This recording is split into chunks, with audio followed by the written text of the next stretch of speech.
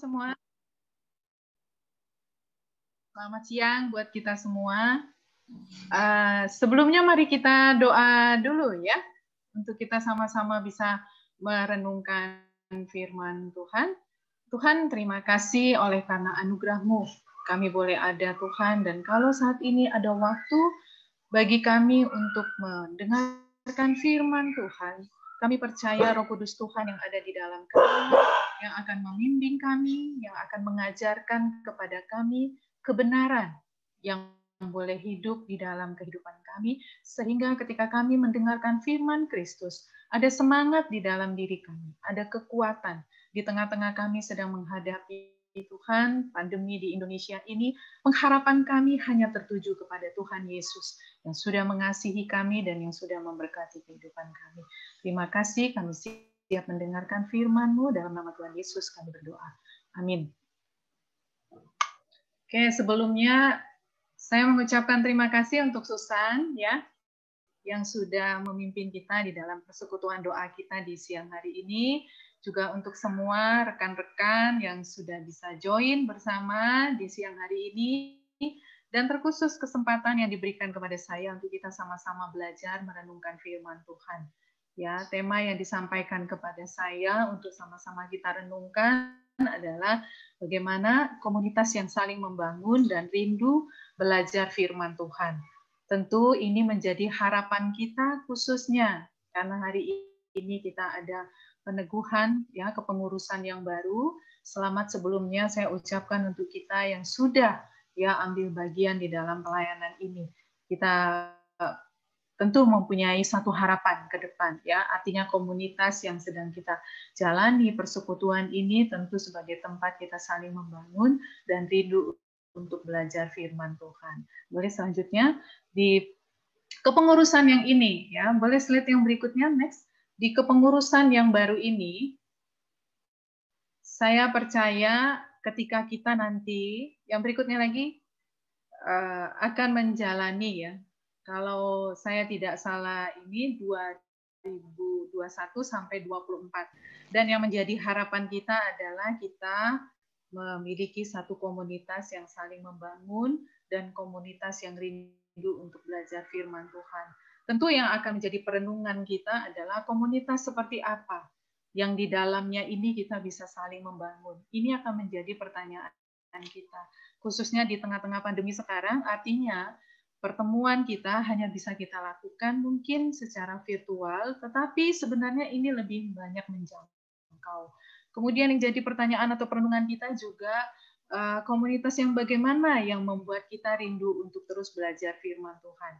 Ya, kita tahu latar belakang dari alumni ini sudah ada kehidupan masing-masing kalau alumni.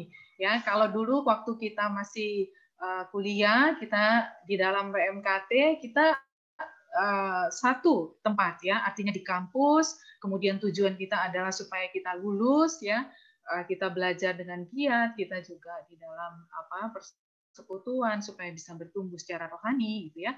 Tetapi ketika alumni kita punya kehidupan yang berbeda-beda ya, ada kesibukan masing-masing, ada yang berkeluarga, ada yang bekerja, ada yang pelayanan, bahkan ada yang melakukan semuanya juga ya. Juga alumni itu khususnya teknik ini saya akui punya pengetahuan yang luas, apalagi dengan era digital sekarang, internet, di mana kalau kita mau mencari info itu sudah cukup banyak ada di internet. Kita mau cari apa, itu sudah ada bisa keluar. Jadi sebenarnya kalau secara pribadi kita ingin belajar apa, kita ingin juga mengetahui apa, itu sebenarnya sudah banyak kita bisa dapatkan ya. Dan alumni ini juga beragam, ada yang sudah bertahun-tahun ya kan. Saya tidak mengikuti memang ya sejarah daripada persekutuan khususnya yang alumni ini gitu ya, sampai sudah berapa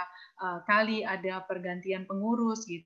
Tetapi kita percaya ini semua berjalan, ada yang sudah lama, ada yang tengah-tengah gitu ya. Mungkin kayak angkatan kami yang masuk yang tengah-tengah, tapi ada juga yang baru gitu ya, yang baru. Jadi bagaimana sebenarnya kita dapat menyatukan yang dari beragam ini semuanya ya.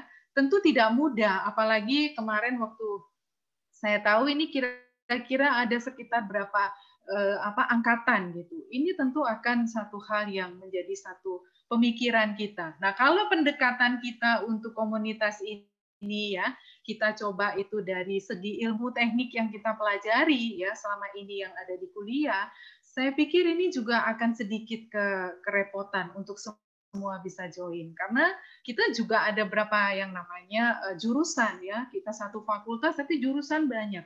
Kalau kita mau fokuskan mungkin yang di bidang tertentu, nanti yang lain juga mau join gimana ya gitu kan. Tentu menjadi banyak sekali pertimbangan-pertimbangan. Tetapi kita bersyukur sebenarnya ya karena sebenarnya ada sisi lain yang bisa kita jadikan satu pendekatan di mana kita sekarang ini adalah sama-sama orang percaya, sama-sama anak Tuhan, sama-sama orang Kristen, dan inilah yang membuat kita juga disatukan waktu kita masih kuliah, waktu kita ada di PMKT. Dan saya percaya ini juga ada di komunitas saat ini, yaitu alumni, adalah karena kita juga disatukan karena kita sebagai orang percaya atau anak Tuhan. Ya, artinya dari latar belakang kita yang berbeda-beda, kita disatukan bahwa kita sekarang ini adalah anak-anak Tuhan, orang percaya. Next yang berikutnya ada satu pribadi sebenarnya ya, yang kita juga bisa belajar, dia juga punya latar belakang. Ya, jadi ini ayat yang disampaikan kepada saya. Jadi kita mau coba sama-sama belajar dari seorang yang namanya Paulus ya. Kita lihat dari ayat di 1 Korintus 10 ayat 15, saya bacakan untuk kita. Tetapi karena kasih karunia Allah, aku adalah sebagaimana aku ada sekarang. Dan kasih karunia yang dianugerahkannya kepadaku tidak sia-sia. Sebaliknya, aku telah bekerja lebih keras daripada mereka semua, tetapi bukannya aku, melainkan kasih karunia Allah yang menyertai aku.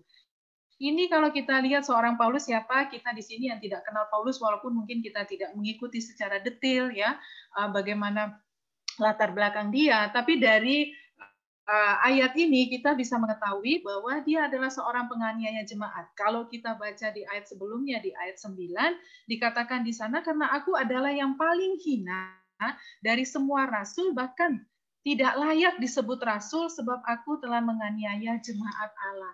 Bahkan di 1 Timotius 1 ayat 13-14 dia katakan, aku yang tadinya seorang penghujat dan seorang penganiaya dan seorang ganas, tetapi aku telah dikasihaninya karena semuanya itu telah kulakukan tanpa pengetahuan, yaitu di luar iman. Malah kasih karunia Tuhan kita itu telah dikaruniakan dengan limpahnya kepadaku dengan iman dan kasih dalam Kristus Yesus.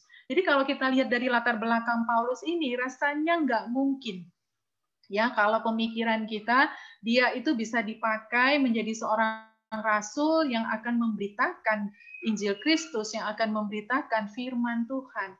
Kalau dunia memilih seseorang, mengangkat seseorang untuk dipercayakan, kita tahu itulah dari latar belakang yang tentu baik, ya, bukan dari latar belakang yang punya mungkin ada satu, bahkan ini bisa ke arah kriminal ya, mungkin bisa ini ke arah satu kejahatan. Kalau dunia pasti tidak akan memilih seseorang seperti itu. Tapi apa yang Allah lakukan ya bagi seorang Paulus, sehingga akhirnya Paulus mengatakan karena kasih karunia Allah, dengan latar belakang ini, ternyata dia menerima yang namanya kasih karunia Allah. Yaitu kebaikan sebenarnya yang nggak layak dia terima. Kebaikan yang nggak layak kita terima, atau kemurahan Tuhan yang tidak diupayakan, yang tidak didapatkan karena perbuatan atau jasa kita. Paulus sadar sekali ya, untuk hal ini dia sadar sekali. Ya, dia sadar bahwa sebenarnya dia sudah mengalami yang namanya kasih karunia Allah. Bagaimana dia dikasihi, bagaimana dia diampuni atas apa yang sudah dia lakukan. Ya, yang dikatakan dia adalah menganiaya jemaat itu. Bagaimana Paulus menuliskan juga, kalau kita baca di ayat-ayat sebelumnya ke atas, itu dia menuliskan sebenarnya apa yang sudah Yesus Kristus kerjakan, ya, lakukan bagi orang percaya, terkhusus bagi dia. Dia katakan bahwa Yesus itu mati, dikubur, bangkit, dan sekarang ya dialah yang akhirnya membuat Paulus itu menjadi aku ada sebagaimana aku sekarang ada. Dia mengatakan demikian. Ya, nah kesadaran Paulus inilah yang akhirnya mendorong dia, akhirnya dia bisa giat, dia bisa bekerja lebih keras di dalam pelayanannya karena apa? Karena kasih karunia Allah. Ini akan menjadi perenungan. Sampai di sini mungkin kita bisa merenungkan sedikit saja. Ya, apa sih sebenarnya yang sekarang mendorong kita untuk ada dalam persekutuan ini, untuk kita melayani, ya, bagi kita yang akan melayani, untuk kita mau saling berbagi, ya kan? Apakah kita menyadari bahwa kita juga ini sebenarnya sudah beroleh kasih karunia Allah? Kita sudah diselamatkan, kita diampuni, kita ditebus, kita dibenarkan oleh iman kita kepada Yesus Kristus, dan bukan oleh perbuatan kita atau upaya kita. Ya, sehingga pelayanan yang kita lakukan sekarang ini adalah satu respon ucapan syukur kita karena Tuhan yang sudah memberikan kasih karunia-Nya kepada kita. Ya, atau kita melayani sekarang, kita ada dalam pelayanan ini, kita ada dalam persekutuan ini, sebenarnya karena kita ingin Tuhan lebih mengasihi lagi. Ya, Tuhan ingin agar kita lebih berkenan lagi. Mungkin banyak hal yang kita lakukan yang tidak baik, lalu kita mau ambil pelayanan supaya kita lebih berkenan, atau kita mau lebih diberkati Tuhan, karena saat ini lagi masa pandemi Tuhan, di mana-mana mungkin ya secara usaha, bisnis, pekerjaan juga mungkin agak sulit, udahlah aku mau melayani aja.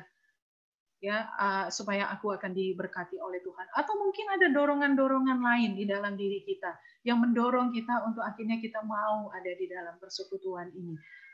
Tapi di siang hari ini, kalau kita melihat di dalam kebenaran firman Tuhan hari ini, kebenarannya adalah kita juga telah diberkati sebenarnya, sudah menerima juga yang namanya kasih karunia Tuhan, sama seperti yang dialami oleh Paulus, walaupun kita punya latar belakang yang berbeda. Ya, kita punya latar belakang yang beragam-ragam. Tetapi seperti Paulus dia mendapatkan kasih karunia, demikianlah kita juga dengan keberhasilan kita, dengan mungkin ke pengetahuan kita, kepandaian kita, kekayaan kita, atau ada kegagalan-kegagalan, keputusasaan kita, tekanan-tekanan, apapun itu, ya sebenarnya kita telah dianugerahi kasih karunia oleh Tuhan karena iman kita kepada Tuhan Yesus. Jadi inilah sebenarnya yang kita bisa renungkan saat ini. Kalau Paulus dia menjadi giat di dalam pelayanan, dia menjadi giat, bahkan lebih keras dia katakan daripada yang lain, karena dia sadar bahwa dia sudah menerima kasih karunia Tuhan. Sehingga ini adalah respon dia. Nah, artinya bagi kita sekarang, mari fokuskan hidup kita, ya kan? Fokuskan hidup kita saat ini pada Kristus. Next, selanjutnya. Artinya juga fokuskan pelayanan kita ini sekarang kepada Kristus.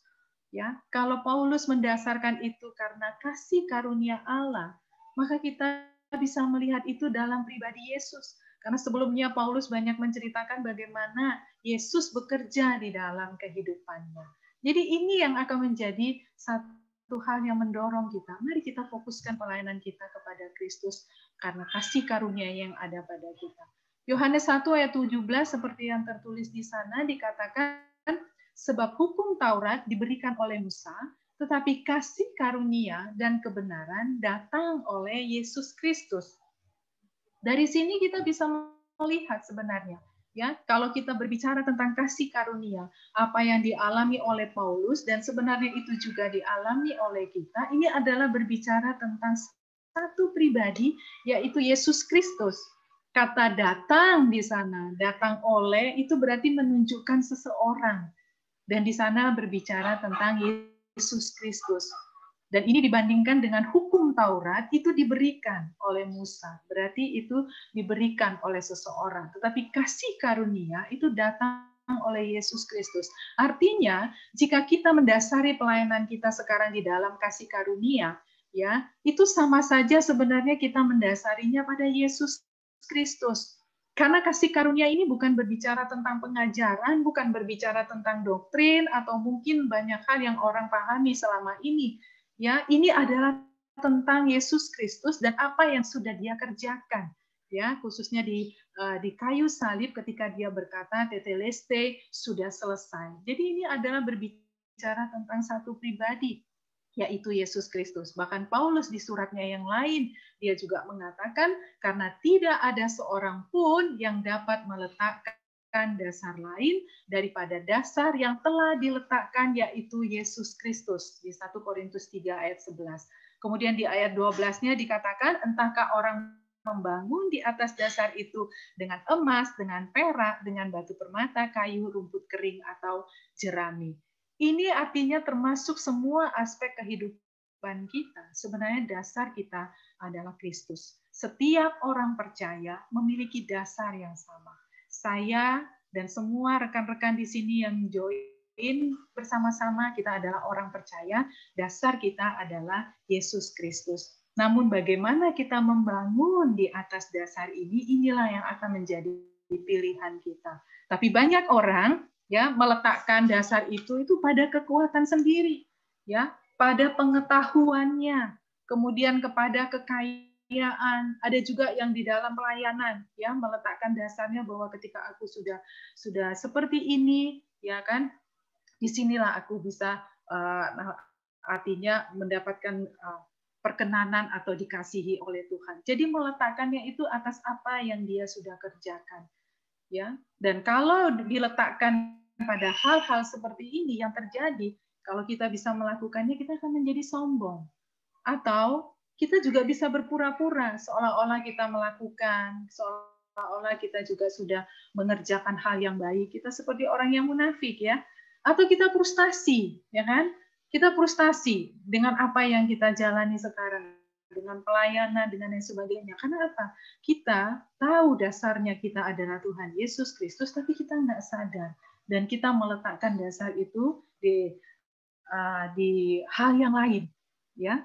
Nah, mari yuk kita di dalam pelayanan ini, pelayanan yang Tuhan percayakan kepada kita, ini kita sadari bahwa Yesuslah yang menjadi dasarnya. Ya, hal-hal seperti pengetahuan, kekayaan, ya kan, kekuatan, kemudian kita juga punya mungkin kita nanti ada program dan sebagainya dalam pelayanan, itu adalah hal-hal alat yang dipakai Tuhan bagaimana kita membangun di atas dasar yaitu Yesus Kristus itu, dan tentunya itu dipakai untuk menjadi berguna bagi orang lain. Karena kita tahu semua itu juga adalah pemberian dari Tuhan. Artinya bagi kita sekarang, mari apapun yang kita jalani saat ini, yang akan kita kerjakan ke depan, next berikutnya, mari kita melakukannya dengan mata yang tertuju kepada Yesus. Silakan slide berikutnya. Mari kita lakukannya dengan mata yang tertuju kepada Yesus, looking unto Jesus yang memimpin kita dalam iman dan yang membawa iman itu kepada kesempurnaan. Fokus kepada Yesus inilah yang menimbulkan iman pada diri kita. Karena waktu kita mau mengenal Yesus, kita mau mendengarkan firman Kristus, kita belajar firman Kristus, iman muncul. Ada ayat yang mengatakan iman timbul karena pendengaran akan firman Kristus, ya. Jadi yang membawa kita ini adalah Yesus Kristus supaya kita memiliki iman terus di dalam Dia. Hanya yang jadi pertanyaan kita saat ini adalah masihkah ada iman di tengah-tengah kita mau menjalani kehidupan kita atau pelayanan kita ke depan. Kita coba renungkan, kita sebagai orang teknik, kita sadar ya, kita ini punya logika dan pengetahuan yang kuat sekali. Segala sesuatu itu selalu kita buat analisa dan kita buat logikanya. Ya, kita udah belajar. Kadang-kadang harus ada latar belakangnya apa, nanti tujuannya apa, sasarannya apa, ya kan?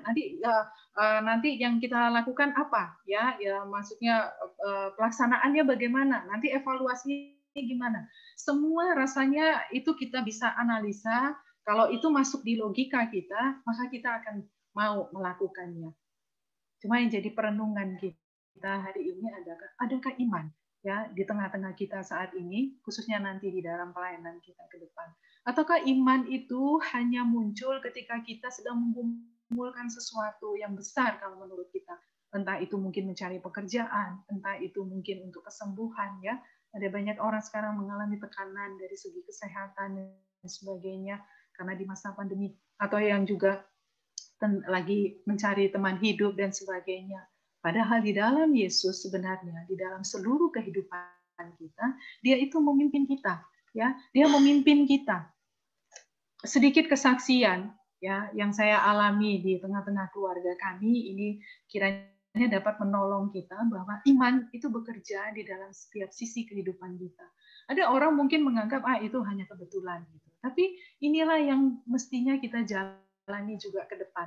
Bukan hanya di dalam pelayanan ini, tetapi di dalam kehidupan kita pribadi kita. Ya, jadi beberapa waktu yang lalu kami sudah vaksin ya, tepatnya minggu yang lalu, dan anak kami ini juga nanti mau vaksin gitu. Cuma karena dia masih ujian di kuliah dia di semester 6, jadi dia masih bingung kapan gitu. Dan dia pengen sebenarnya vaksinnya itu kalau boleh masih dapat Sinovac ya, artinya bukan yang AZ, karena mendengar banyak sekali reaksi-reaksi setelah disampaikan beberapa orang gitu ya. Nah, akhirnya kita berdoa ya. Memang setiap hari kita belajar berdoa dengan anak-anak, pagi-pagi itu kita doakan, kita percaya Tuhan yang sudah memberkati kita. Kita percaya Tuhan yang memimpin kita hari ini dalam anugerah demi anugerahnya. Jadi kemarin waktu hari Jumat itu disempatkan ya, artinya disempatkan untuk daftar. Ya, dicoba yang dekat ke puskesmas yang dekat aja ya, dan coba di sana karena kemarin kita memang menunggu di Pontianak itu masih umur 40 yang boleh ya, 18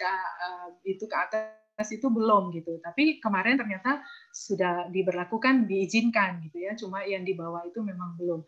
Akhirnya yuk dicoba gitu. Dan dia mungkin kalau kemarin daftar, kalau boleh hari ini ya, Sabtu ini maksudnya, karena Senin dia akan mulai ujian, nanti dia takut terganggu efeknya. Tapi akhirnya ya sudah, kita berserah aja. Kalau memang kita terlalu mepet mendaftar hari ini, terus kamu minggu depan bisanya kapan? Ya paling Kamis katanya, karena aku mau lewatkan Senin, Selasa, Rabu dulu ujiannya. Oke, ya akhirnya kita pergi ke sana, terus akhirnya coba daftar di sana, kita tanya dulu Sinovac apa bukan? Iya Sinovac kayak gitu. Terus akhirnya, oh kalau daftar sekarang, kalau besok memang nggak bisa. Nah kalau minggu depan, ini petugasnya yang langsung ngomong ya, bisa nggak ya itu hari Kamis ya katanya gitu. Itu seperti apa ya, nggak perlu tanya, nggak perlu niko-niko gimana lagi kita untuk ini, kita tuh udah langsung, aduh kita memang mengharapkan hari Kamis ya, dan ini terjadi gitu, dan ini terjadi. Bahkan dia bilang, tapi kalau masih ujian atau apa, nggak apa-apa sih mungkin, enggak. Akhirnya dibilang kami memang mengharapkan di hari Kamis itu. Akhirnya pulang dengan sukacita. Pulang kita melihat akhirnya kekuatan ada ya. Artinya apa? Itulah iman ya. Artinya kita menyerahkan, mempercayakan hidup kita dipimpin oleh Tuhan. Mungkin ada banyak hal-hal kecil lainnya ya yang saya alami, yang mungkin rekan-rekan di sini juga alami, tapi adakah di dalam kehidupan kita tiap harinya kita melangkah dengan iman? Ya, kita membangun kehidupan kita ini dengan iman yang tertuju kepada Yesus. Looking unto Jesus. Jangan-jangan karena terlalu banyak ya logika, pengetahuan atau apapun kita sebagai orang teknik, sehingga kita dalam kesehariannya kita tahu pokoknya kalau kita melakukan ini dampaknya ini, kalau kita udah ada ini kita bisa melakukan ini, kita tidak lagi melihat kepada apa yang Tuhan Yesus akan kerjakan atau sedang kerjakan di dalam kehidupan kita. Nah, kalau jika tiap kita secara pribadi sadar ya akan kasih dan peran Tuhan dalam kehidupan kita, maka sebenarnya kita dapat membangun hubungan kita dengan yang lain, dengan rekan-rekan yang lain termasuk di dalam persekutuan ini, artinya di dalam komunitas ini. Itu dimulai dari diri kita masing-masing. Sehingga tadi ada ayat yang mengatakan di Ibrani 10 ayat 24 tadi, dan marilah kita saling mendorong dalam kasih dan dalam pekerjaan baik. Janganlah kita menjauhkan diri dari pertemuan-pertemuan ibadah kita seperti dibiasakan oleh beberapa orang, tetapi marilah kita saling menasehati dan semakin giat melakukannya menjelang hari Tuhan yang mendekat.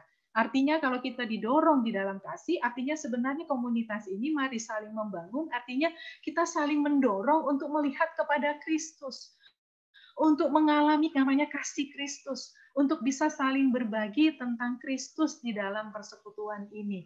Juga di dalam pekerjaan baik itu tadi dikatakan kita saling mendorong, itu artinya pekerjaan-pekerjaan yang didasar pada Yesus Kristus dan yang tentu berguna bagi orang lain. Dan ini kita bisa jalani seiring kita juga terus punya kerinduan untuk mengenal Kristus ya, dengan kita mau belajar dan merenungkan firman Tuhan. Kita mau belajar firman Tuhan itu bukan hanya pengetahuan ya, tapi kita mau bahwa firman itu kita alami. Karena kita mau firman itu kita hidupi, ya. Karena firman itu adalah Kristus Yesus itu sendiri. Mari rekan-rekan semua kita di sini, kita adalah orang-orang yang sudah menerima kasih karunia Tuhan. Kita adalah orang-orang yang sudah diampuni dengan latar belakang apapun. Kita Kita dilayakkan saat ini untuk ambil peran dalam pelayanan ini, dalam persekutuan ini. Mari kita sama-sama bergerak di dalam pelayanan yang sudah Tuhan percayakan kepada kita ini. Mari fokuskan dan dasarkan itu di dalam Yesus Kristus. Karena di dalam Dia kita menjadi bersemangat, kita menjadi giat, kita menjadi tekun, dan kita tetap memiliki kerendahan hati. Amin. Sekian penyampaian firman Tuhan. Saya silakan lagi kepada Susan. Terima kasih banyak Kak Dora, luar biasa sekali. Saya juga merasa diingatkan kembali bahwa mengambil bagian dalam pelayanan itu bukanlah suatu kewajiban, bukan juga suatu kerjaan, tapi respon kita terhadap kasih Tuhan yang terlebih dahulu sudah diberikan kepada kita lewat Yesus Kristus, dan sempat kepikiran bagaimana gitu tetap merasakan kasih karunia, karena kadang-kadang kita sebagai di dunia alumni kadang-kadang dengan kehidupan sehari-hari suka merasa mulai agak dingin, mulai agak suam-suam gitu. Jadi mungkin saya boleh sedikit merenung bahwa itu pentingnya HPDT ya, kalau dari mahasiswa kita selalu bilang hubungan pribadi dengan Tuhan tiap hari, dan pentingnya tadi Kak Dora bilang untuk menjaga komunitas. Jadi dua itu kayaknya tetap harus dijaga supaya kita tetap bisa kembali mengingat kasih yang mula-mula, dan karena itu kita bisa merespon dengan cara memberikan kembali lewat pelayanan. Itu sih Kak, biasanya kalau penanggapan saya. Jadi terima kasih sekali untuk firman-Nya Kak Dora. Sekarang kita akan berlanjut ke acara berikutnya, yaitu regenerasi pengurus. Waktu dan tempat saya serahkan kepada Ranu yang mungkin akan memimpin acara. Terima kasih.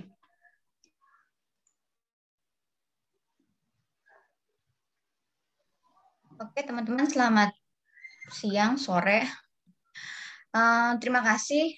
Ini cukup banyak ya, 57 orang. Tidak biasanya PD sebanyak itu. Terima kasih buat teman-teman yang sudah bergabung pada siang sore hari ini. Teman-teman, kita tahu bahwa kepengurusan yang sekarang, saya, Kak Susan, Kak Ian, dan Diana, juga teman-teman yang sudah cukup teman-teman kenal seperti Nela, Yeni, Kak Frans, Ganda, Yosa, dan yang lain itu, kami adalah teman-teman yang kepengurusan yang dimulai pada tahun 2016, jadi kurang lebih 5 tahun yang lalu ya, 5 tahun yang lalu ya.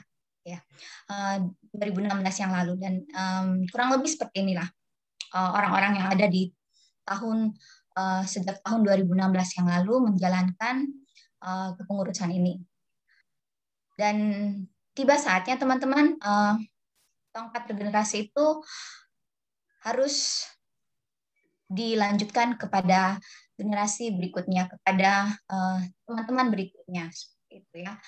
Dan ada cukup perubahan yang cukup signifikan di kepengurusan yang sekarang, yang dimulai tahun ini, tepatnya sih dimulai Mei ya, dimulai bulan Mei kemarin. Hanya saja komplotannya, teman-teman timnya baru lengkap beberapa hari ini, jadi kita akan lihat siapa aja sih teman-teman kita yang baru yang tergabung di kepengurusan yang baru ini. Nah,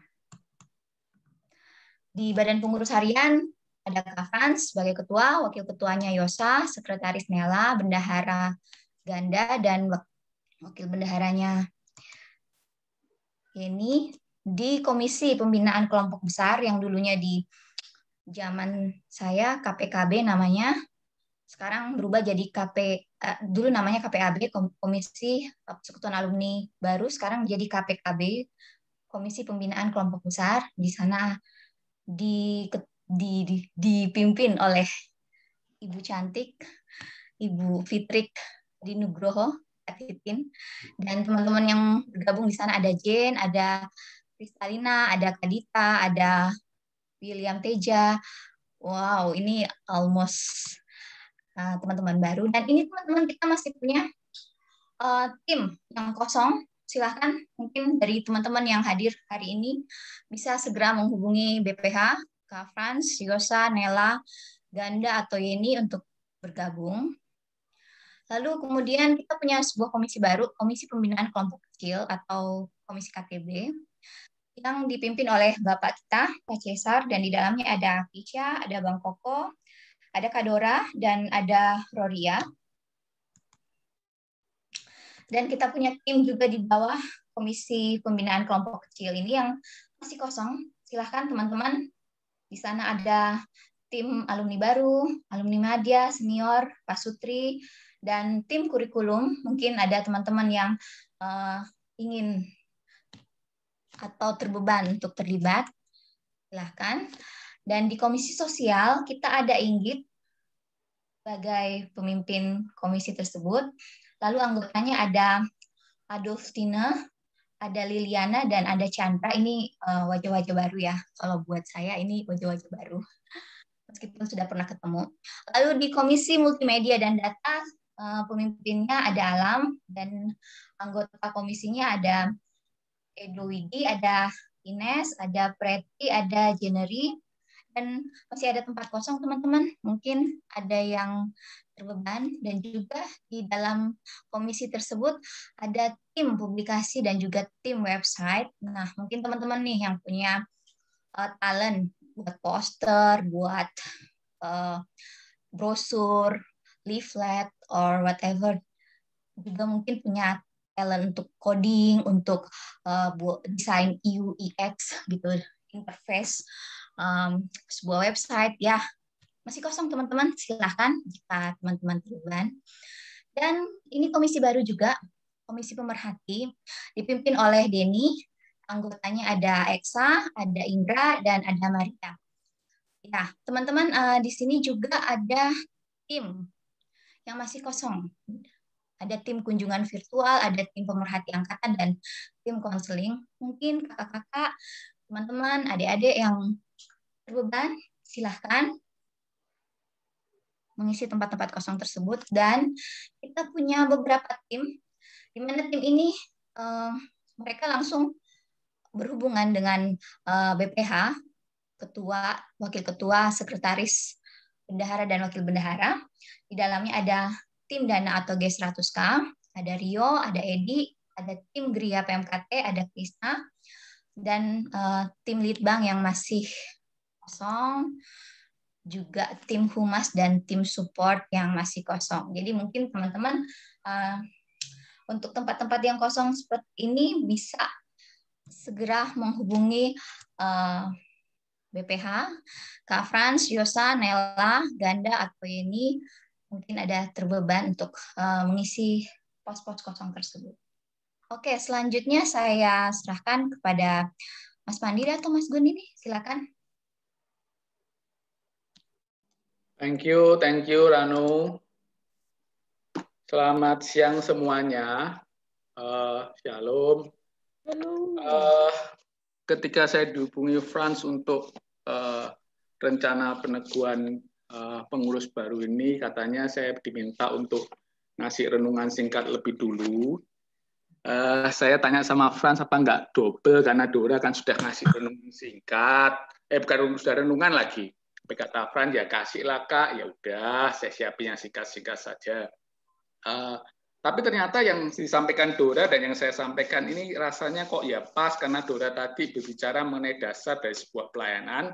Saya nanti akan lebih banyak bicara mengenai apa itu namanya, yang namanya lebih ke praktisnya.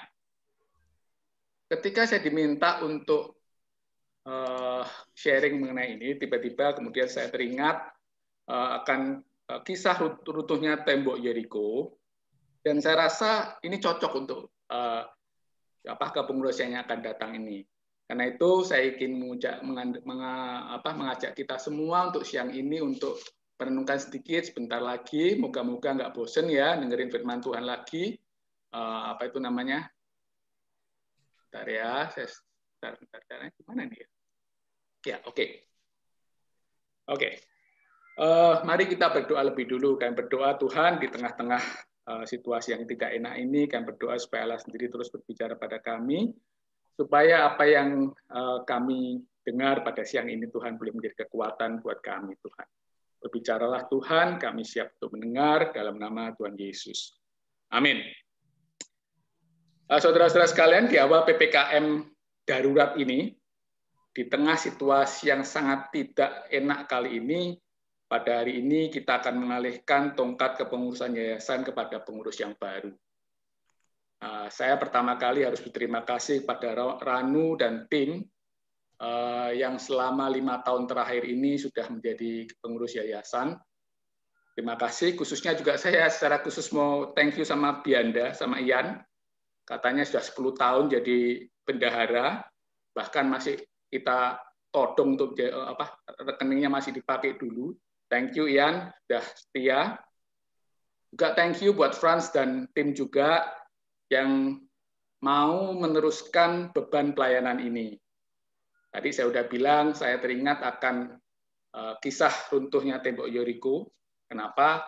Karena kepengurusan merupakan bagian penting dari sebuah pelayanan.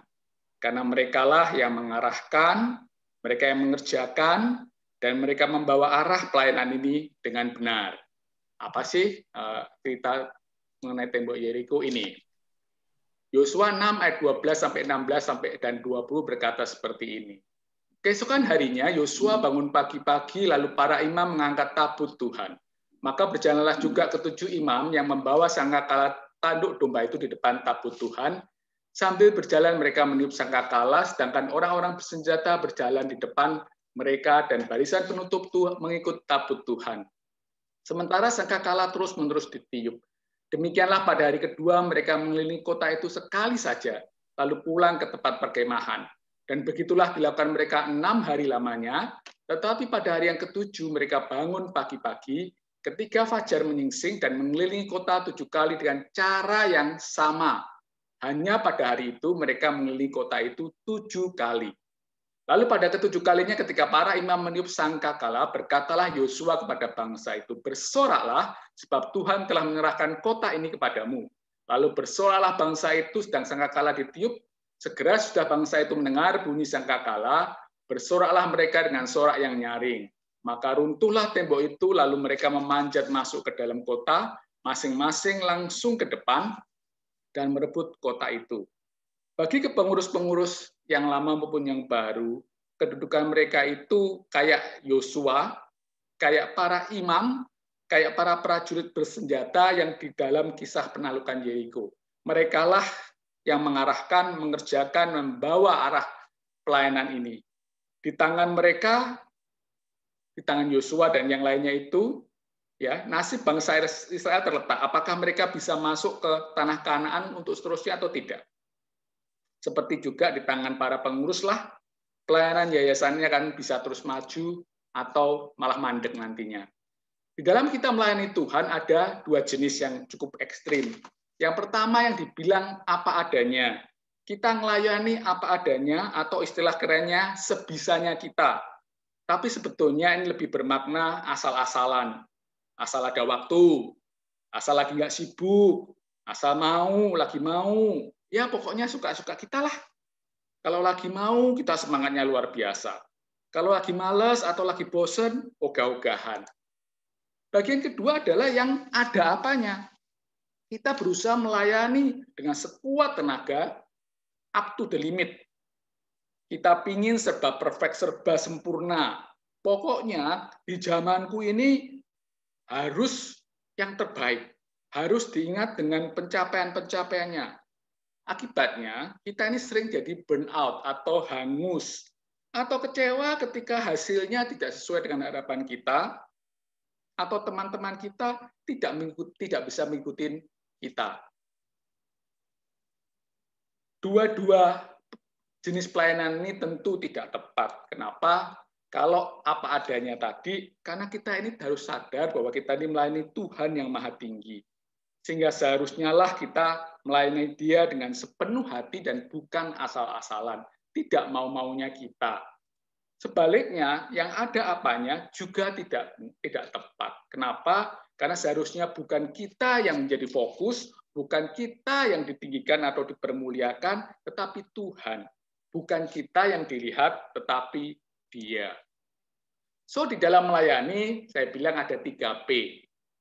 Kalau berkaca pada apa yang dialami oleh orang Israel ketika mau menaklukkan tembok Yeriko, kita harus punya passion, kita punya passion, dan kita harus punya yang namanya pause. Apa itu? Passion, and pause. Mari kita bicara soal passion. Passion adalah suatu kesungguhan, suatu gairah yang menggebu-gebu dan kerinduan yang dalam untuk melayani Dia. Orang Israel ketika kita baca tadi di ayat 12 dan 15 dikatakan di sana, pagi-pagi benar, bahkan fajar menyingsing, mereka sudah bangun dan bersiap, bahkan hanya untuk jalan selama 7 hari itu. Jadi mereka punya passion, mereka punya gairah kesungguhan untuk melaksanakan apa yang Tuhan mau. Passion kita passion terhadap siapa? Yang pertama adalah passion terhadap Tuhan. Ketika kita melayani, kita ingat bahwa tadi Susan dan Dora sudah ingatkan kita, ingat cinta mula-mula kita. Ketika kita pertama kali terima Tuhan Yesus sebagai Tuhan Juru Selamat, begitu kita mencintai Dia, begitu kita begitu rindu untuk dengar firman Tuhan, bersekutu dengan Dia, praise and worship. Itu awal-awal ingat cinta mula-mula kita. Ingat juga ketika kita masih mahasiswa, begitu menyala-nyala kita datang ke persekutuan, pelayanan. Saya masih ingat waktu zaman-zaman kami, kalian punya zamannya masing-masing, tapi zaman kami kita nggak punya rumah sekretariat, kita nggak punya rumah doa, kita harus datang ke Poncowinatan di Parakletos sana doa, dan pulang malam-malam jalan kaki dilakoni. Mungkin buat kalian juga yang sudah pernah merasakan punya sekretariat putra atau putri, atau yang kemudian jadi rumah sekretariat, gimana rasanya ketika di sana? Ingat akan cinta mula-mula itu, ingat akan masa-masa itu, dan itu membuat kita, passion kita bertambah. Kita juga passion terhadap pelayanan. Pelayanan ini perlu passion, bukan seenaknya atau asal-asalan seperti yang tadi saya bilang apa adanya. Kita perlu bergairah, perlu memberikan yang terbaik buat Tuhan. Karena itu persiapkan diri kita sungguh-sungguh, pelayanan itu harus dengan hati, dengan pikiran, bahkan hidup kita. Ini kan pelayanan yang Tuhan sediakan dan Tuhan percayakan pada kita. Kita sudah pernah mengalami pelayanan ini waktu kita jadi mahasiswa. Kita merasakan dampaknya bagi kita. Buat saya sendiri, pelayanan PMKT itu memberi dampak yang sangat luar biasa dalam hidup saya, bahkan sampai saat ini. Karena itu saya sudah komit, saya tidak akan pernah meninggalkan pelayanan ini, walaupun kayak seperti apapun. Nah, sekarang kita perlu menangkap dari Tuhan apa yang Dia mau, apa yang Dia inginkan dalam pelayanan ini. Mungkin kita perlu melihat perkembangan mahasiswa dan alumni sekarang ini. Kita mungkin harus membuat program-program, model-model pelayanan, atau ide-ide yang baru yang mungkin lebih sesuai dalam kondisi seperti ini. Lalu kemudian kita harus mengerjakannya dengan sepenuh hati, dengan penuh gairah, penuh semangat, seperti tadi yang saya bilang. Karena dengan cinta mula-mula kita kepadanya, dengan ingat bahwa kita waktu mahasiswa dulu, kita harus mengerjakan dengan gairah, dan kita harus menjaga gairah itu selama mungkin, selama Tuhan masih mau kita melayani. Itu yang pertama, kita harus punya yang namanya passion. Yang kedua, kita harus punya yang namanya patience, kesabaran, menunggu waktu Tuhan, menunggu cara Tuhan, dan tidak nurut pikiran atau rancangan kita sendiri. Bayangkan orang Israel ini 7 hari ya cuma keliling-keliling aja, cuma jalan, diem, nggak ngapa-ngapain. Di ayat 14-15 dikatakan seperti itu. Kayak orang bodoh aja. Mungkin orang-orang Yeriko itu di atas temboknya mikir, ini orang Israel ini apa-apaan sih? Ini mau perang atau mau jalan-jalan? Pintu gerbang Yeriko sudah ditutup, dipikir mau diserbu. Orang Israel cuma santai-santai aja jalan, diem lagi, nggak ngapa-ngapain. Tapi lihat, pada waktunya, pada hari terakhir setelah 7 kali mereka berkeliling, mereka bersorak keras-keras. Tadi kita baca ayat 16 dan 20, dan tembok Yeriko roboh. Mereka maju dan mereka menang. So, kita pun juga demikian, para pengurus, terutama pengurus yang baru. Kita harus patient terhadap waktu. Yang pertama terhadap waktu dan cara Tuhan. Ketika kita melayani Dia, biarkan Tuhan bekerja dengan cara dan waktunya. Minta dia sendiri yang menuntun kalian untuk melayani dia. Jangan kekeh sama cara dan maunya kita. Pingin semuanya segera terjadi.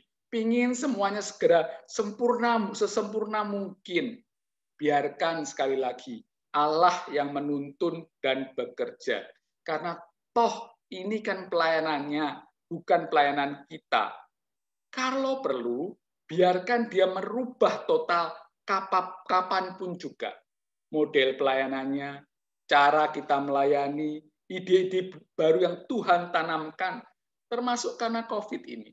Dulu di zaman yang lampau mungkin KTB bisa ketemu, sekarang jadi nggak bisa. Biarkan Allah yang kemudian akan nuntun cara-cara baru seperti apa.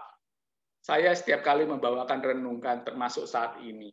Saya selalu ada sebuah doa yang saya selipkan bahkan pada saat saya akan mulai membawakan renungan.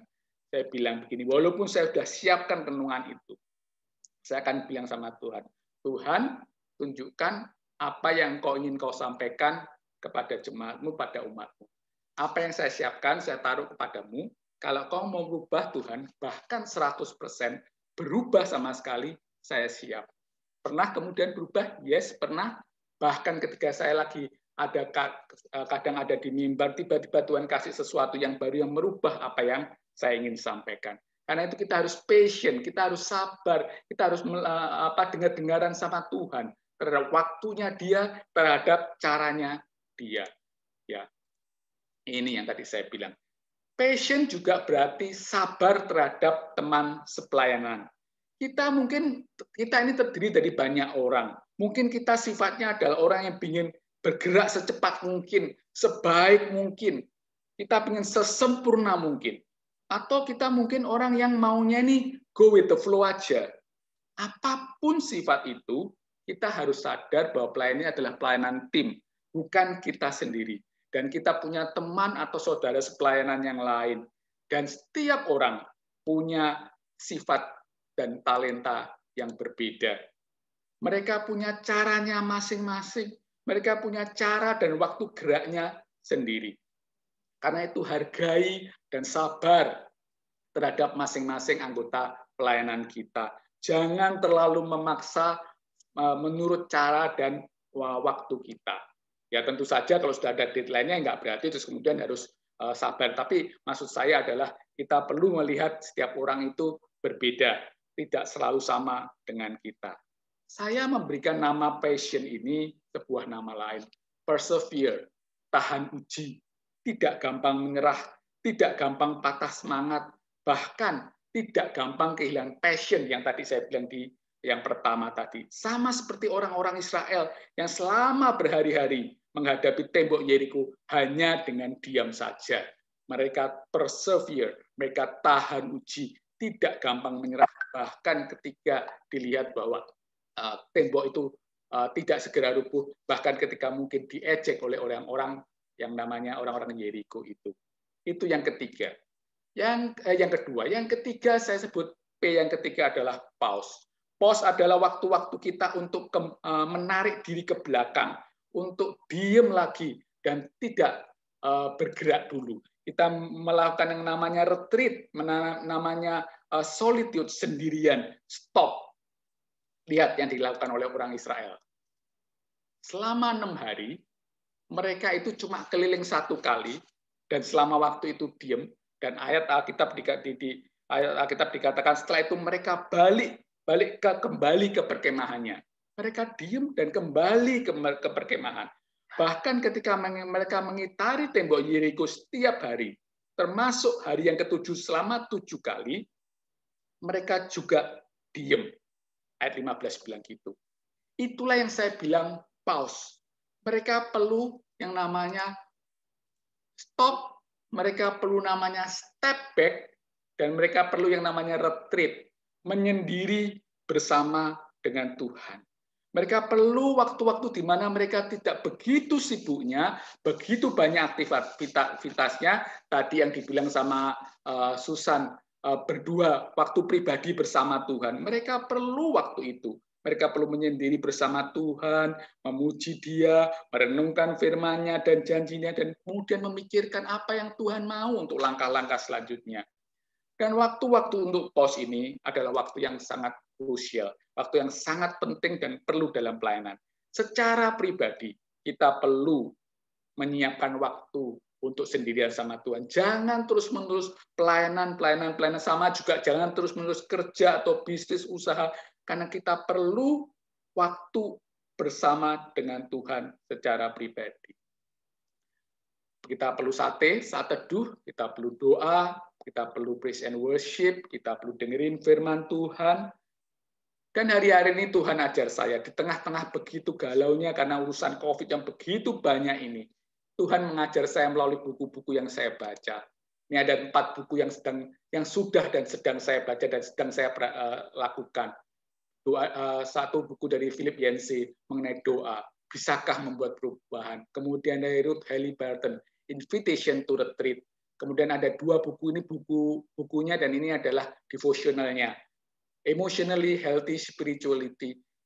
4 buku ini mengatakan hal yang sama, bahwa kita perlu waktu-waktu untuk menyendiri sama Tuhan. Kita perlu waktu-waktu sabat, kita perlu waktu untuk menarik diri, untuk mencas hidup kita kembali. Untuk membuat kita itu kembali terfokus bahwa hidup kita ini adalah untuk Tuhan. Yang berikutnya adalah kita perlu pause secara tim.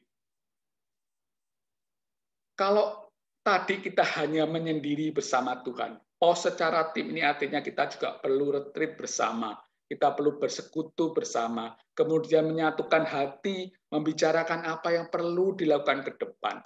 Kita perlu refreshing bersama, kita perlu fellowship bersama, kayak dulu kita pernah ada gathering bersama, keakraban, keluar bareng, outbound, dan lain sebagainya. Dan buat kita itu merupakan sesuatu yang membuat kita jadi refresh kembali sebagai tim. Saya ingat sekali pada waktu saya masih jadi pengurus di BMKT, ada sebuah retreat pengurus yang saya tidak akan pernah lupa. Tempatnya pun saya tidak akan pernah lupa karena itu ada di Jalan Parangtritis.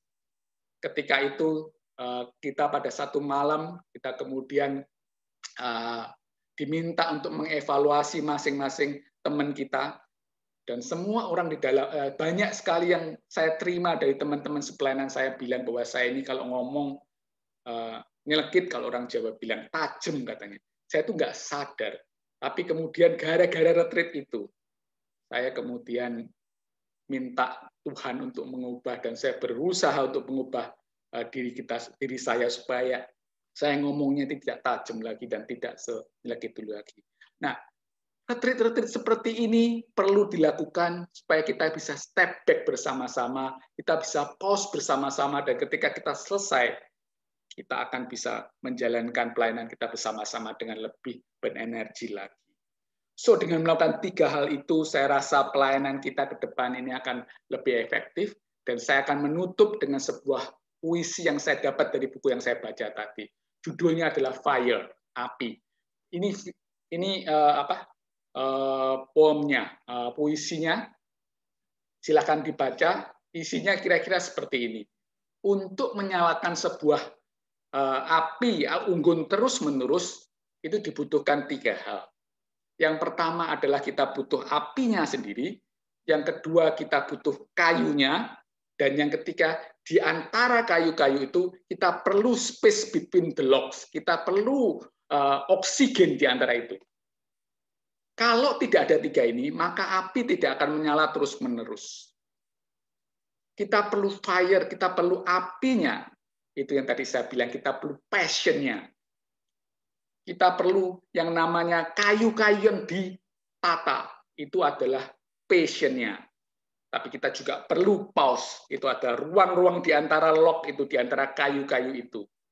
Karena di dalamnya sana ada oksigen yang menyegarkan, yang membuat api itu terus terbakar.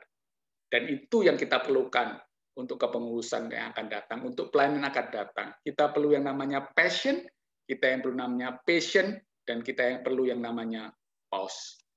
Kiranya apa yang saya sampaikan boleh menguatkan kita semua. Sekarang ya, kita akan masuk ke dalam peneguhan daripada kepengurusan yang baru ini, dan untuk itu saya undang Ketua Badan Pembina Mas Dwi Mandiri Heri Susanto untuk bisa menganu acara ini, memimpin acara ini. Silakan, Man.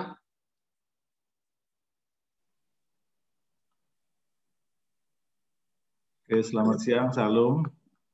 Sudah kedengaran suaranya? Aman, Mas. Siap. Aman. Ya, oke, saya pada kesempatan ini mewakili Badan Pembina ya. Jadi ada beberapa hal yang ingin saya sampaikan. Yang pertama untuk pengurus lama. Tadi sudah disebutkan, tadi presentasinya Ranu, kemudian sudah Pak Gunawan tadi juga sudah menyampaikan ucapan terima kasih dan sebagainya. Nah, saya mewakili Badan Pembina sekali lagi mengucapkan terima kasih kepada pengurus yang selama 5 tahun, bahkan ada yang tadi yang 10 tahun menjadi pengurus dan sebagainya. Jadi kalau daftar yang saya terima itu tadi saya di WA itu dari Pak Gunawan bahwa ketuanya Ranu Nugraha, kemudian Wakil Ketua Susana Arjono, Sekretaris Diana Alma Prasetya, Bendahara Bianda Serginia. Nah, kepengurusan ini pada kesempatan ini saya selaku mewakili Badan Pembina mengucapkan terima kasih tadi sudah, kemudian dengan ini pengurus yang lama ini dinyatakan dibubarkan, gitu ya, Ranu ya. Jadi berikutnya adalah yang pengurus baru tadi yang sudah diumumkan tadi juga sudah ada struktur organisasinya, Ketua Frans Natalius, Wakil Ketua Yosafat Reza Leonard, Sekretaris Nela Octavia Sinaga, Bendahara Naik Marganda, kemudian Wakil Bendahara Riana Yeni Patrick, dan juga seluruh dari komisi-komisi tadi yang sudah ditampilkan. Sekali lagi bahwa pengurus baru ini sebenarnya sudah mulai pada bulan yang kemarin, tetapi secara resmi bahwa dengan dibubarkan pengurus lama, maka pengurus baru ini akan meneruskan tadi yang seperti yang tadi juga sudah dari Gunawan tadi juga bagaimana Yosua meneruskan tadi juga sudah ada beberapa poin-poin yang sudah ditegaskan tadi. Sekali lagi ada beberapa hal yang merupakan catatan ya dari saya bahwa kita yakinin bahwa Tuhan Allah yang memilih kita untuk menjadi anaknya sehingga kita bisa menyebut dia Bapa ya. Itu nomor satu tentunya. Kemudian dua, bahwa Yayasan Alumni ini merupakan ladang pelayanan tadi yang sebagai bentuk tadi yang syukur tadi karena kita memang sudah dipilih olehnya. Kemudian percayalah bahwa dalam kepengurusan ini nanti bahwa kalian itu yang sudah dipilih pasti bahwa dia sendiri akan senantiasa menyertai kalian. Jadi itu yang beberapa catatan. Kemudian pada kesempatan ini saya ingin mengajak kita semua untuk berdoa ya. Jadi dalam peneguhan ini, mari kita berdoa. Ya Tuhan Allah yang telah memilih kami sebagai anak-Mu, sehingga kami bisa memanggil-Mu Bapa. Ya Bapa, saat ini telah berdiri di tengah kami pengurus yayasan PMKT yang baru, BPH, dan juga komisi-komisi yang ada. Ya Bapa,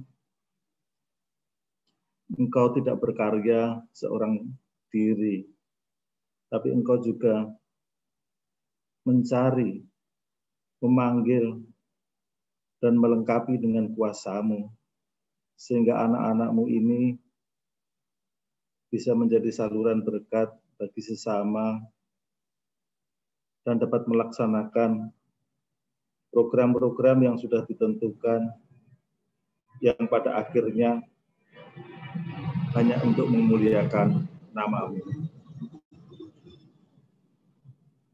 Ya Bapa, tegurlah kami apabila langkah-langkah kami justru melemahkan atau menghilangkan semangat untuk bekerja di ladang-Mu ini. Sekali lagi, karuniakan kepada pengurus BPH dan juga komisi-komisi yang ada ini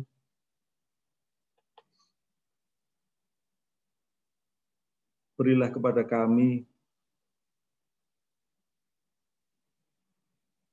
hati yang untuk melayani. Topanglah kami untuk terus menjadi perpanjangan tangan-Mu di dalam pelayanan ini. Ya Bapa, seluruh kehidupan kami ada di tangan-Mu. Perkenankah kiranya Engkau mendengar permohonan anak-Mu ini yang kami sampaikan dengan kerendahan hati. Kabulkanlah kiranya permohonan kami ini ya Tuhan. Terima kasih ya Bapa. Sambutlah syukur serta permohonan yang dinaikkan ini yang kami pinta hanya di dalam nama Tuhan Yesus yang mengajar kami berdoa demikian. Mari kita bersama-sama berdoa. Bapa kami yang di surga, dikuduskanlah nama-Mu. Datanglah kerajaan-Mu, jadilah kehendak-Mu di bumi seperti di surga. Berikanlah kami pada hari ini makanan kami yang secukupnya, dan ampunilah kami akan kesalahan kami, seperti kami juga mengampuni orang yang bersalah kepada kami. Dan janganlah membawa kami ke dalam pencobaan, tetapi lepaskanlah kami daripada yang jahat. Karena Engkaulah yang mempunyai kerajaan dan kuasa dan kemuliaan sampai selama-lamanya. Amin.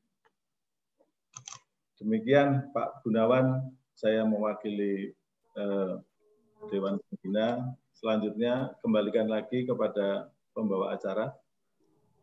Terima kasih Mas Mandiri, Mas Gun. Minta izin teman-teman untuk kita foto bersama, berhubung banyak kepengurusan lama di sini dan kepengurusan baru.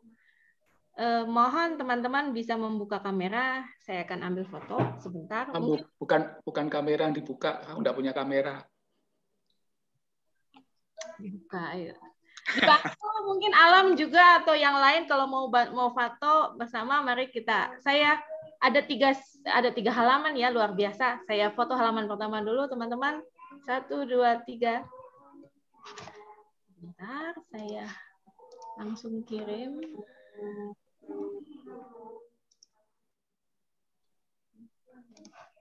Kita, maaf, halaman kedua. 1, 2, 3. Sebentar.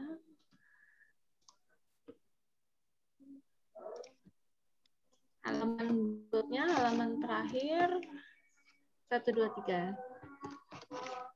Ya, terima kasih atas kesediaannya teman-teman untuk berfoto bersama. Lalu agenda berikutnya, Ranu mungkin? Enggak. Ada, Kak. Lanjut aja. Itu ada Jimmy tuh kalau mau suruh ngomong tuh. Oh, iya. Ada tambahan kah, Bang Jim? Sorry, teman-teman, saya tadi ada tugas negara aja sebentar. Ya, saya selalu terharu gitu kalau melihat pelayanan yang ada, terutama khususnya di yayasan kita ini, di pelayanan mahasiswa maupun alumni gitu. Tuhan jelas sekali buat saya bagaimana membawa generasi demi generasi dalam pelayanan ini, dan mungkin saya Gun, Man dan sebagainya bisa ngelihat gitu, karena memang dari awal terlibat di dalamnya, dan ya sampai sekarang melihat generasi demi generasi gitu, dan melihat juga bagaimana karya Tuhan itu dari generasi ke generasi seperti kayak gitu. Selalu ada gitu. Walaupun mungkin teman-teman di dalam satu periode pengurusan merasa tidak maksimal, tapi toh selalu ada tonggak-tonggak yang terjadi gitu. Ada sesuatu selalu yang terjadi dan walaupun zamannya berbeda-beda, tetapi selalu ada yang terjadi gitu. Dan ya itu buktinya bahwa pelayanan ini bukan karena kekuatan manusia, tetapi ada Tuhan di situ yang berkarya. Gitu. Siapa yang tahu dalam situasi yang sulit, misalnya nambah staff gitu. Siapa yang tahu dalam situasi yang sulit ada pelayanan-pelayanan keluar dan sebagainya. Gitu. Jadi bukan karena kita, tapi karena Tuhan yang punya pelayanan ini. Ya, jadi sekali lagi terima kasih teman-teman. Saya tadi mau nulis gitu, tapi disuruh ngomong saya tadi tidak nulis. Buat saya sih, Ranu dan teman-teman yang lain, kita cuma berbeda wadah pelayanan aja. Tetapi mari sama-sama kita melayani. Karena buat saya DNA-nya kita, ya DNA-nya kita itu adalah DNA orang-orang yang melayani, benar nggak? Ranu dan sebagainya. Rasanya sih nggak mungkin hidup tanpa pelayanan gitu. Karena apa? Karena udah berapa tahun ini kita hidupnya itu dalam pelayanan terus-menerus, dan saya kira sih ya Susan dan sebagainya pasti tidak akan bisa lari. Karena apa? Karena sudah terbiasa melakukan itu. Jadi buat saya sih ini cuma beda saja. Karena pelayanan ini terlalu luas banget sehingga membutuhkan semua orang untuk terlibat di dalamnya supaya kita bisa saling melayani. Kalau cuma ada beberapa orang, nanti kita nggak bisa saling melayani. Jadi mari kita saling melayani, apalagi dalam situasi yang model seperti kayak gini, beberapa tahun kita nggak tahu beberapa waktu ke depan, kita merasa sudah agak nyaman, tiba-tiba berubah lagi. Tadi saya baru ketemu di tempat vaksin ya, Mas Sal di Smesco, saya ketemu satu orang yang sudah tua, dia mengatakan begini, saya kaget banget gitu, udah tua tapi ngomongnya gini.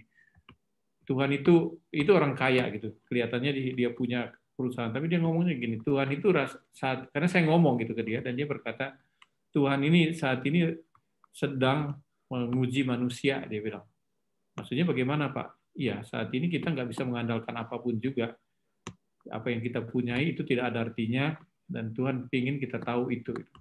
Nah, saya merasa bahwa ini adalah statement yang luar biasa banget.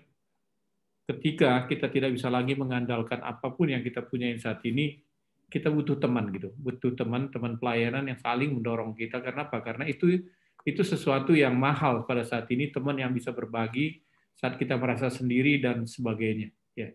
Nah, itu yang penting. Jadi buat pengurus lama saya kira itu yang penting. Buat Anda yang baru, mari ciptakan sejarah baru bersama-sama dengan Tuhan gitu. Kita tidak tahu apa yang Tuhan akan karyakan ke depan di dalam kehidupan Anda, kehidupan kita, karena kita terlibat dalam pelayanan ini, tapi percayalah bahwa kalau kita sudah dipilih, pasti ada rencana Tuhan di situ, dan saya yakin persis bahwa ada satu tonggak baru yang Tuhan akan kerjakan melalui teman-teman semua, tinggal mau apa enggak gitu. Mau dengar-dengaran apa enggak, tadi Gun udah ngomong banyak hal, saya pikir itu adalah bisa menjadi dasar kita semua dalam kepengurusan yang baru ini, memulainya itu dan mencari tahu Tuhan akan mengerjakan apa di periode kepelayanan ini, terutama buat Anda ini startnya di situasi yang berbeda banget gitu, situasi yang berbeda banget di mana pertemuan-pertemuan masih belum bisa dan seterusnya. Melanjutkan akhir periode kepengurusan baru, kita masuk kepada sesuatu yang baru. Ya kita bersyukur sudah ada latihan gitu buat Anda pengurusan yang baru dengan periode 1 tahun ini pandemi ini, dan ke depannya kita tidak tahu seperti apa, pelayanan sudah berubah dan sebagainya. Ya mari sama-sama kita cari tahu Tuhan itu maunya seperti apa. Kita cari tahu Tuhan berkarya di mahasiswa dengan cara yang seperti apa.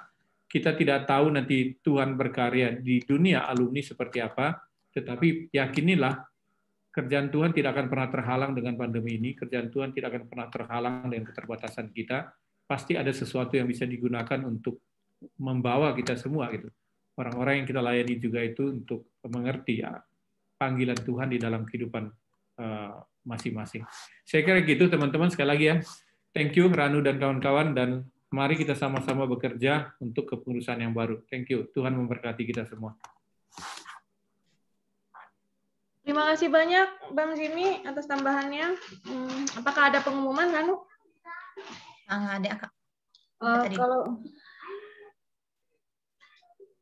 Kalau begitu, sebelum doa penutup, saya mengajak teman-teman untuk mengangkat satu pujian yang kalau boleh menggambarkan doa dan harapan kita.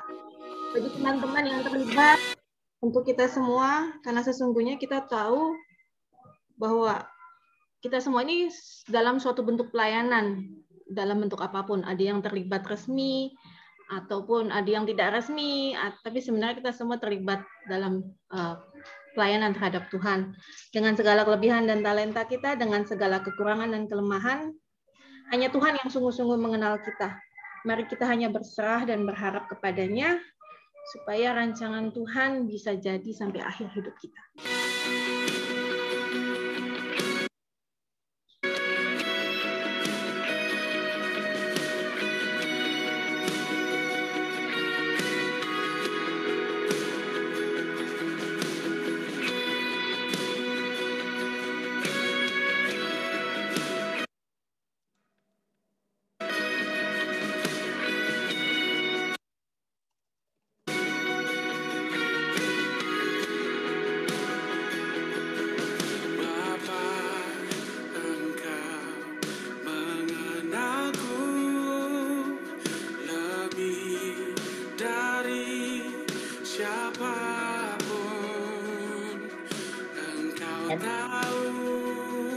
Udah siap. Kita lagi udah selesai.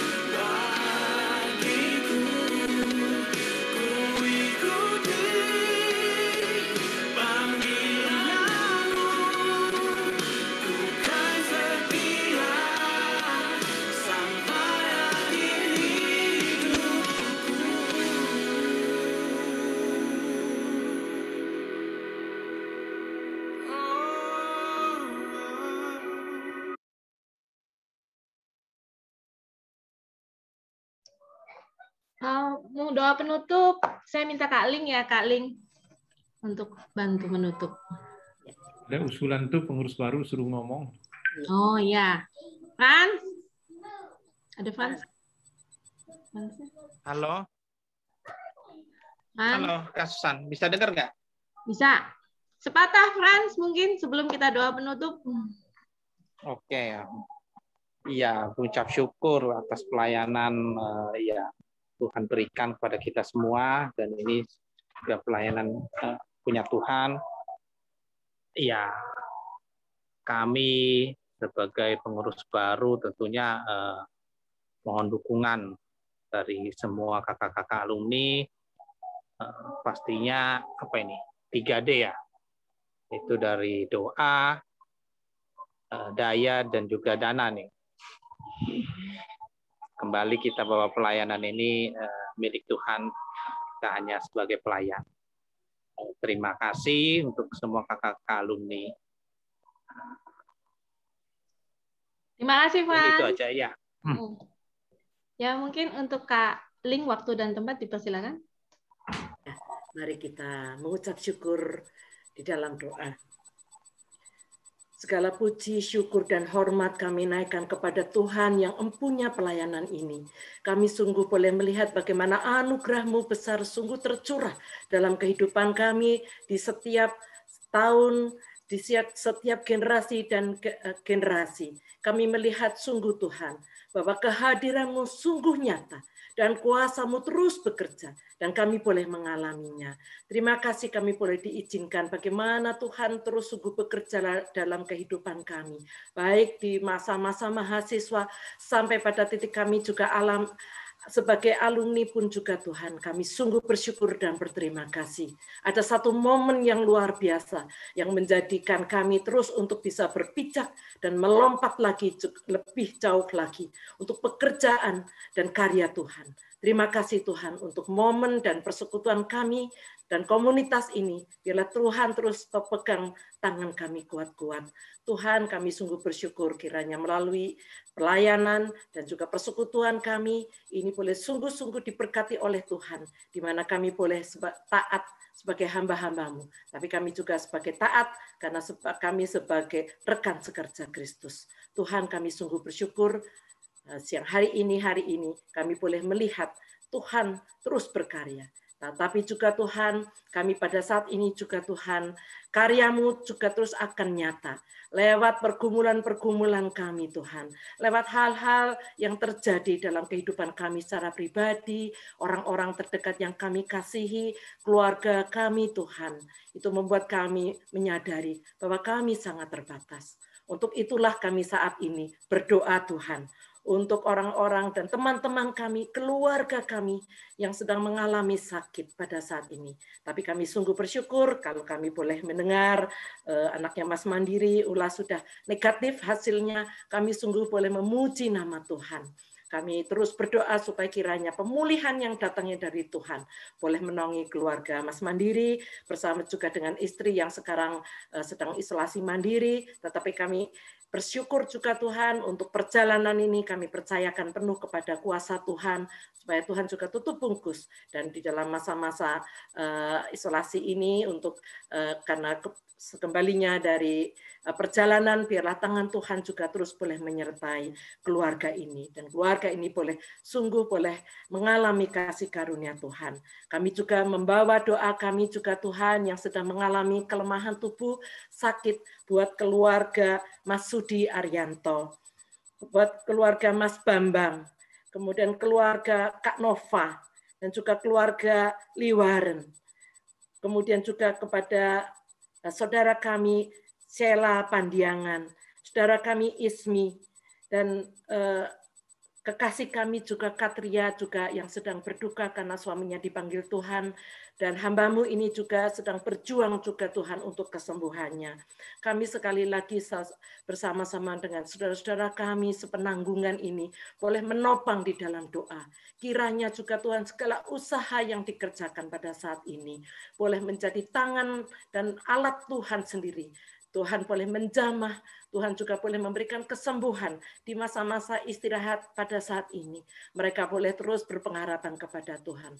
Ataupun mungkin juga ada yang tidak bisa kami sebutkan satu demi satu dengan kondisi-kondisi sekarang ini yang sedang mengalami sakit penyakit. Keluarga kami, kekasih-kekasih kami. Saat ini juga Tuhan, kami datang kepada Tuhan, menyerahkan kepada Tuhan, supaya Kau boleh menjamahnya. Dan juga yang sedang mengalami pemulihan juga Tuhan, kami serahkan kepada tangan kuat kuasa Tuhan. Terima kasih Tuhan, kami boleh mendoakan mereka dengan sama-sama, kami boleh merasakan sepenanggungan. Biarlah kasih karunia Tuhan boleh menjamah mereka. Bersyukur juga pada hari ini, Kak Antok juga boleh berulang tahun, biarlah Tuhan Engkau terus boleh menyertai, dan terus di dalam panggilannya kepada Tuhan, biarlah Tuhan juga terus boleh menyertai.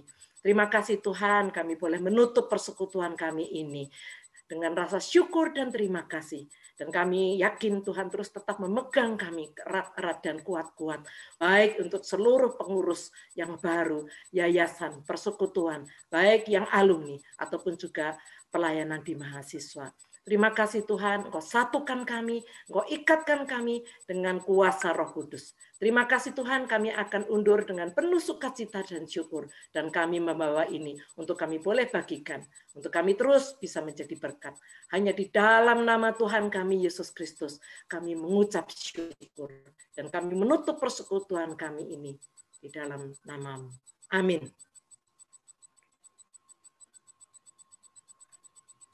Oke, selesai teman-teman. Terima kasih. Tapi silahkan teman-teman kalau ini bisa